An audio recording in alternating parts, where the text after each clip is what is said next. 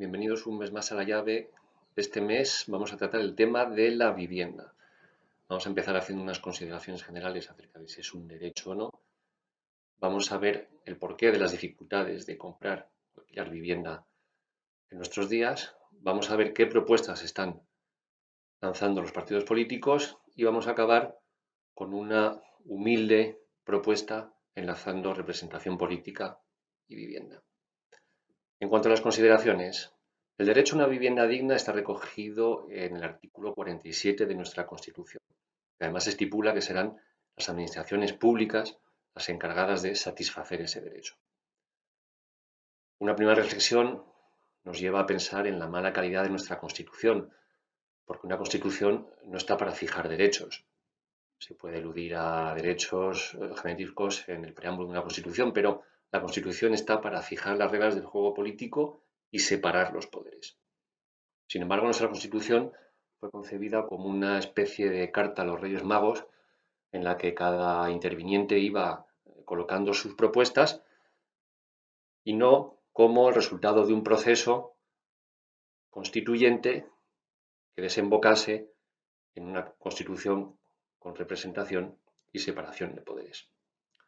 Volviendo al derecho a la vivienda, la mejor definición de derecho subjetivo la realizó un eminente jurista alemán de nombre Caspar von Heering en el siglo XIX y dice que un derecho es un interés jurídicamente protegido.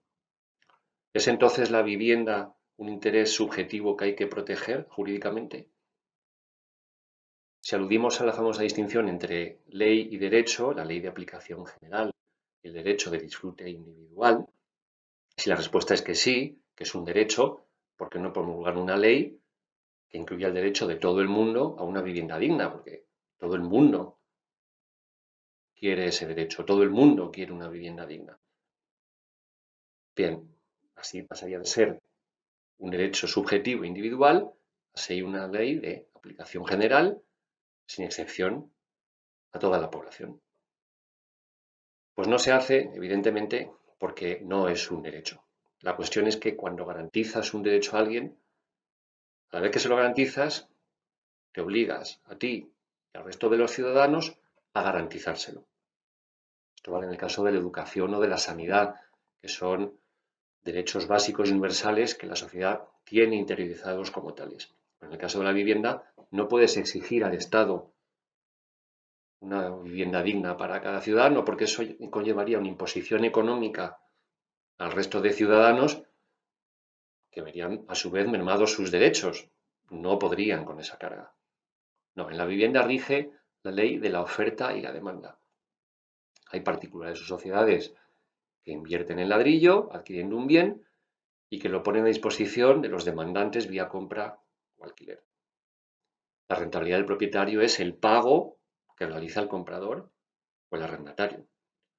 Y la situación actual es de un mercado que no funciona, que se contrae. Al haber un gran desfase entre el dinero disponible de los que pueden comprar o alquilar y los precios a los que salen al mercado los bienes, la vivienda. ¿Cómo hemos llegado a este punto?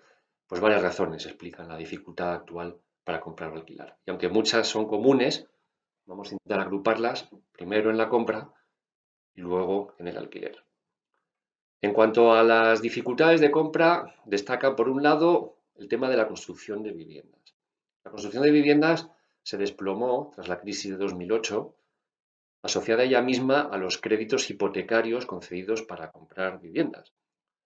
Y aunque la construcción viene repuntando ligeramente desde 2016, la población española crece a mayor ritmo proporcional que la oferta de viviendas.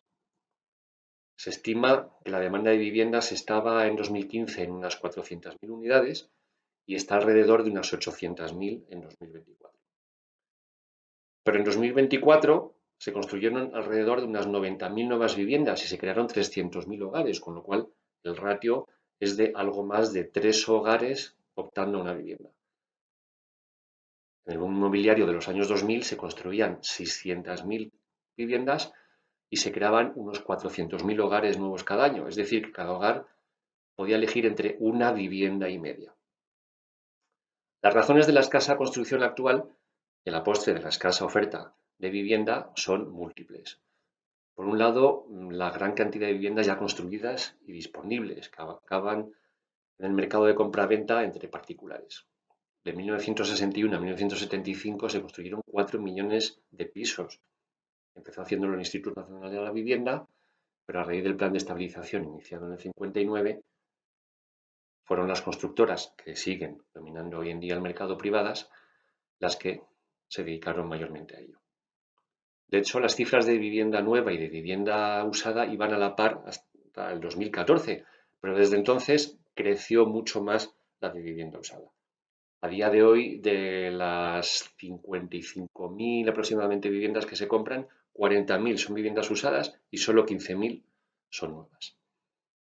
En segundo lugar, el conjunto que forman la excesiva burocracia, el aumento del coste de los materiales, el tipo de concesión de licencias, la disparidad de tasas tributarias entre los ayuntamientos, ahora incluso la falta de mano de obra, pues mucha mano de obra ha vuelto a sus países tras la crisis, o la falta de suelo en algunos lugares, todo ello hace que el negocio sea menos atractivo para promotoras y constructoras. Por otra parte, la obligación de los promotores establecida por las administraciones para dedicar un porcentaje de lo construido a vivienda de protección oficial hace que el negocio sea menos rentable. En Barcelona ese porcentaje llega incluso al 30%. Además, la falta de capital social es un problema. Las inmobiliarias aseguran que harían falta unos 1.800 millones de euros para construir vivienda social asequible. De hecho, ante esa incapacidad del sector para construir más de 100.000 viviendas al año, este pide aumentar el porcentaje destinado al sector inmobiliario en los presupuestos generales del Estado, que es actualmente del 0,49, el ratio 0,49%, el ratio más bajo de toda Europa. Aparte de la escasa construcción de vivienda, está el problema del dinero disponible. El precio de la vivienda, ya sea en compra o en alquiler, ha subido solo en el último año, en 2024, más de un 11%, mientras que el salario medio en 2023 lo hizo apenas un 5%.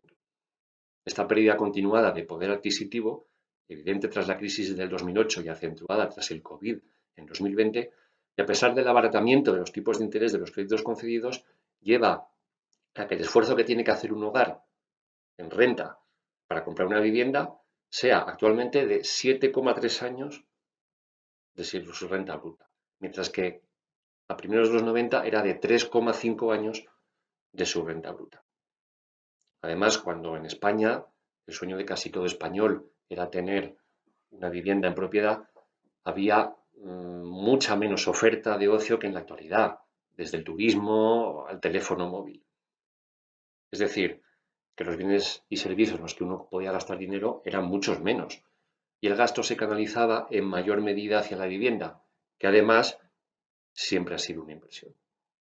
Aparte de la falta de construcción y el dinero disponible, la falta de dinero disponible, hay otras causas. Por ejemplo, la llegada del capital extranjero. El 18,43% de las casas compradas en España en 2024 lo fueron por extranjeros, impulsados en gran parte por la llamada Golden Visa, que concedió el gobierno, que desaparecerá en abril de este año, y que otorgaba residencia temporal a quien invirtiera más de 500.000 euros en una vivienda. En cuanto a los bancos, la concesión de hipotecas cayó en picado desde la crisis de 2007 y aunque ha repuntado ligeramente desde hace 10 años, desde el 2014, está aún muy lejos del pico previo a la burbuja inmobiliaria. Para concluir con la compra, las ventajas fiscales para reforma y rehabilitación de viviendas son escasas y el parque de viviendas tiene una edad, pues la mayoría fueron construidas en los años 50, 60, 70. Esto las vuelve poco atractivas porque al precio de la compra hay que añadir un precio muchas veces igual o mayor para su rehabilitación y dejarlas a gustos del comprador. En cuanto al alquiler, el alquiler crece. El paradigma de que España es un país de propietarios está cambiando. La evolución de cifras de viviendas en propiedad desde comienzos del siglo XXI así lo demuestra. Ha bajado un 10% el número de propietarios en un cuarto de siglo. Y la evolución de la edad de los arrendatarios incide en que, por motivos económicos o sociales, el alquiler le está ganando la partida a la compra. Motivos económicos porque a corto plazo El alquiler exige, obviamente, un desembolso mucho menor que la compra. Sociales porque la familia clásica lleva tiempo evolucionando hacia otro tipo de familia, con otras necesidades. También, por cierto, está en auge el compartir piso y no solo entre los jóvenes.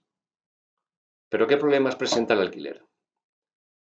Era idea común que el alquiler te traía menos dinero del bolsillo del demandante que la compra.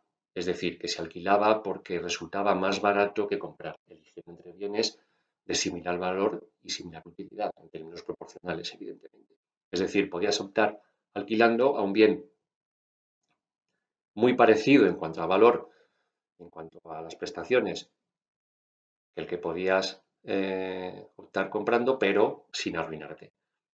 Esto desde hace unos años ya no es así. Si nos remitimos a las imágenes 7 y 8 anteriormente expuestas, el alza del precio del metro cuadrado en el año 2023 fue muy similar tanto en el caso de la compra como en el del alquiler. Los tenedores de vivienda, viendo que la demanda se está desplazando hacia el alquiler, reorientan hacia él su inversión, incrementando precios para rentabilizarla. Se calcula en este sentido que los hogares con menor renta han pasado de dedicar en 2007 el 48% de sus ingresos a pagar el 70% de sus ingresos para el alquiler. Esto en 2024. Pero hay más problemas. En España hay unos 4 millones de viviendas vacías, lo que obviamente merma la oferta de vivienda de alquiler. En este sentido, desde el año 2023, los ayuntamientos pueden penalizar con recargos en el IBI a aquellos propietarios que tengan viviendas vacías. Además, los pisos turísticos, especialmente numerosos en el centro de las capitales, y que suman ya unos 400.000. Hay más pisos turísticos que plazas hoteleras. Han crecido un 16% en 2024. Esto también merma la oferta de alquiler. Además, la Ley de Vivienda de 2023, que establece un índice de referencia para el alquiler y que topa el incremento anual del precio del alquiler si no hay acuerdo entre arrendador y arrendatario. Se añade a esto el límite del precio del alquiler fijado por la Administración en las llamadas zonas tensionadas de las ciudades. Así el arrendador o no alquila por no compensarle o migra hacia el alquiler de temporada. En Cataluña, en concreto, hay multas de hasta 900.000 euros por alquilar por encima del precio de referencia establecido. Y por último, la llamada inquiocupación, es decir, arrendatarios que dejan de pagar y a los que resulta muy complicado desalojar. Por un lado, a ellos no les es difícil conseguir la declaración de vulnerabilidad por parte de los servicios sociales. Por otro, el decreto de escudo social del año 2020 ha sido prorrogado 11 veces. Y es que mientras el allanamiento o la usurpación de la vivienda se resuelven por la vía penal, la inquiocupación se resuelve por la vía civil, lo que dificulta y alarga la resolución de los procesos. Andan entonces los políticos proponiendo medidas que palíen las dificultades ya mencionadas para alquilar y en menor medida para comprar. Por ejemplo, que la llamada vivienda protegida no pueda pasar a manos privadas. Y es que en los últimos 45 años, 2,7 millones de pisos protegidos han pasado a ser de titularidad privada. O el cambio de fiscalidad de las SOCIMIs, creadas en 2009 tras el estallido de la crisis para atraer capital extranjero, que pasarían al régimen general del 25% a no ser que se dedicasen al alquiler asequible. O aumentar el parque de vivienda pública, que es del 2,5% en España, frente al 14% en Francia o al 34% en Holanda. O gravar con un 100% la compra de vivienda por parte de extranjeros no residentes. Y además una batería de propuestas como liberar suelo público, promulgar exenciones en IRPF a quien alquile por debajo del índice de referencia, cambiar la fiscalidad de los pisos turísticos, luchar contra el fraude en el alquiler temporal, ayudas económicas a reformas si el propietario lo destina al alquiler asequible, crear un Fondo Nacional de Garantía de Alquiler, bonificar la propuesta del mercado de alquiler de viviendas vacías, un PERTE de viviendas al estilo del de la automoción para la innovación y modernización de las empresas constructoras, incluso la puesta en marcha en 2026 de un nuevo plan estatal de la vivienda con más ayudas a jóvenes y discapacitados. Otros actores del sector reclaman aumentar impuestos a los propietarios que mantienen alquileres abusivos, aunque habría que definir qué es un alquiler abusivo, o reorientar la inversión ahora volcada en el rentismo hacia la construcción de un parque público de viviendas destinadas al alquiler social, o bien solicitar fondos europeos para impulsar la construcción industrializada y modular. Aunque sin duda la medida estrella del Gobierno ha sido la creación de la empresa pública de la vivienda, que ha asumido parte de los activos, es decir, de las viviendas de la Sareb. Asume así unos 40.000 pisos ya construidos de un valor medio de unos 100.000 euros y más de 2 millones de metros cuadrados de suelo ahora en manos de la Sareb. ¿Qué es la Sareb? La Sareb, también conocida como Banco Malo, es una sociedad mixto público-privada creada en 2012. La crisis de 2018, crisis de hipotecas originada en Estados Unidos, que se extendió al resto de economías y que acabó siendo una crisis financiera, dejó muy tocadas a las economías mundiales. Especialmente en España, tocó a las cajas de ahorros, también a los bancos, pero especialmente a las cajas de ahorro. Las cajas de ahorro fueron creadas en su tiempo para ayudar a la economía local, tenían una fuerte implantación en el mundo rural y fueron invadidas por miembros de los partidos políticos y los sindicatos, que no contentos con vivir de los presupuestos generales del Estado, es decir, de nosotros, se dedicaron, sin tener conocimientos, a gestionar el dinero de los clientes de las cajas. Llegó la crisis, tenían un pasivo inasumible de forma de créditos incobrables y muchas fueron absorbidas, otras desaparecieron. Y la gestión de políticos y de sindicalistas acabó en los juzgados. Al igual que las cajas, los bancos entraron en el negocio inmobiliario quedándose con muchas viviendas cuyos compradores pues, no pudieron hacer frente a los pagos. El Estado decidió reunir ese volumen de viviendas y su correspondiente deuda en el Banco Malo, la Sareb, que quedó al cargo de desaguar todos esos activos tóxicos. Está prevista su disolución en 2027. Ha devuelto unos 21.300 y pico millones de euros de una deuda total de 50.781. Ha sido, por ejemplo, a través de la Sareb, como empresa pública de vivienda, ha sacado un concurso para la construcción de 10.600 viviendas destinadas al alquiler asequible, llamado Proyecto Viena, pero ha quedado desierto al no presentarse ofertas. Es decir, ninguna constructora se ha presentado al concurso.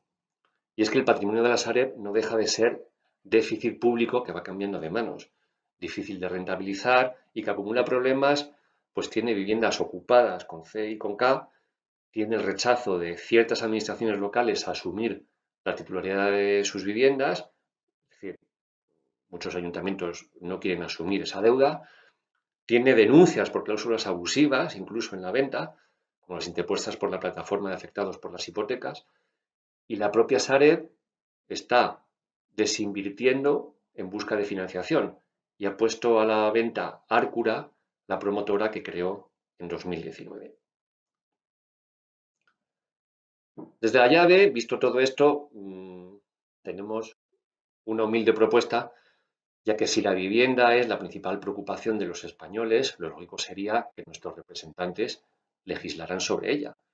Se deberían redefinir las competencias de las distintas administraciones y en vez de ir a golpe de tendencias sociológicas inducidas, puesto que problemas como el de la vivienda no van a dejar de serlo porque van a seguir rigiendo la ley de la oferta y la demanda, evidenciar que necesitamos otro tipo de representación política. Para ello tendríamos que tener representantes que atendiesen a las necesidades de sus representados, de su distrito electoral, por ejemplo, en vez de políticos que integren listas que ha confeccionado su jefe y que harán lo que éste les mande. La vivienda, tan enraizada en el medio físico y en el entorno social, tiene cientos de casuísticas diferentes en un país como España, con una geografía física y humana tan diversa. Solo a través de la representación que otorga a los habitantes de cada distrito electoral la posibilidad de elegir un legislador, se pueden atender las demandas en esta materia, como en tantas otras, por supuesto. Y es que uno recuerda en su juventud haber conocido a un diputado inglés que hacía campaña en su distrito prometiendo a los electores rampas de acceso a sus viviendas y de paso ofreciéndoles tortillas de patatas que había hecho su mujer, que era española. Había detectado una necesidad y encaminó su acción política a legislar para satisfacerla. Salió elegido, los vecinos tuvieron sus rampas y él tuvo que volver varias veces cargado con tortillas de patatas. Así debería ser la política digna. Representación ciudadana, que sustituye el principio de identidad que se fomenta actualmente y que está basado en ideologías por la gestión de las demandas de los electores, más homogéneas de lo que los políticos nos quieren hacer creer. Si os ha gustado el mensaje, me gusta. Gracias.